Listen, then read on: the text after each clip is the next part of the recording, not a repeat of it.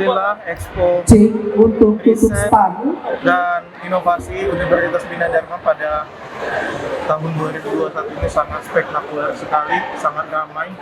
Ya, banyak hasil riset, banyak hasil inovasi baik dari mahasiswa dan dosen yang kita pamerkan di sini, dan alhamdulillah sekali banyak interest dari masyarakat, khususnya dari calon-calon mitra yang akan mendukung ya proses inovasi dan inkubasi sehingga nanti lahir perusahaan-perusahaan rintisan baru.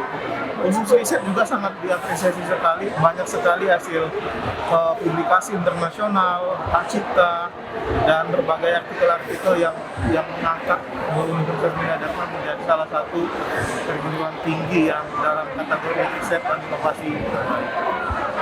Kedepannya tahun 2022 memang ini akan kita rencanakan lebih besar lagi.